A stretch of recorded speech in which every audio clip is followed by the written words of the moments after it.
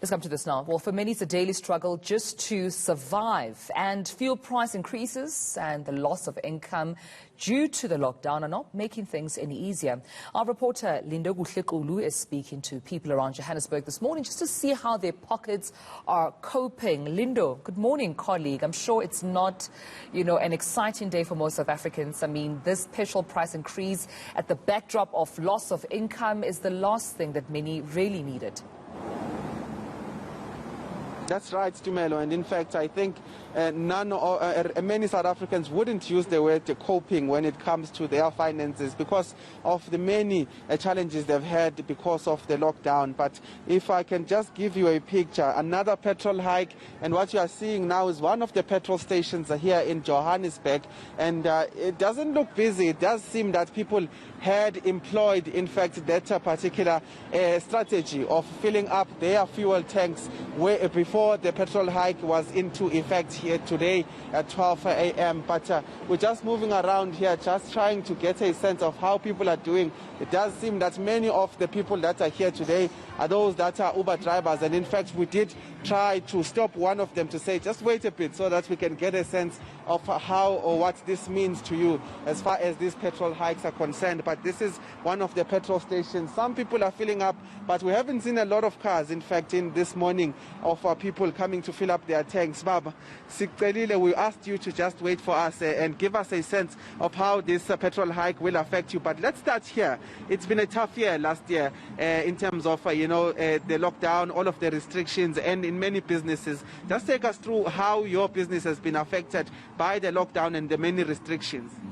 No, sir, the only thing that I can say, this lockdown has killed all the business, especially us as e-hailing.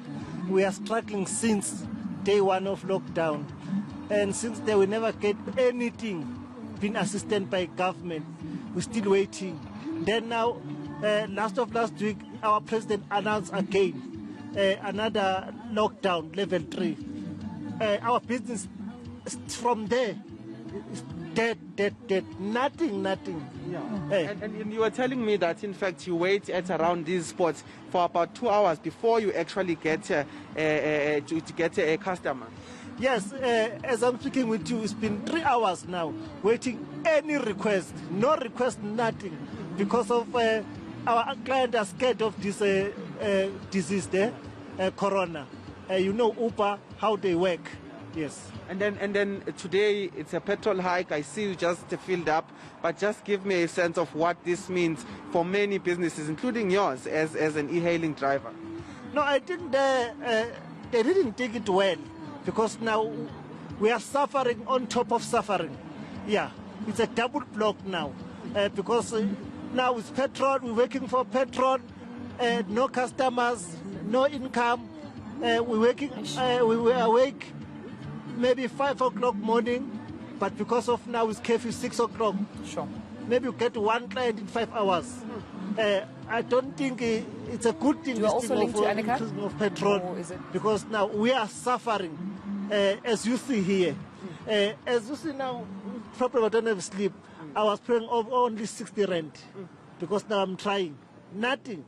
This thing of increasing of petrol is destroying us, especially us as e-hailing. Because we're running up and down with our cars. Yeah. Service, everything. Yeah. It's up to us. Yeah. As I mentioned before, yeah. Since lockdown started, government didn't give us anything. We're still waiting.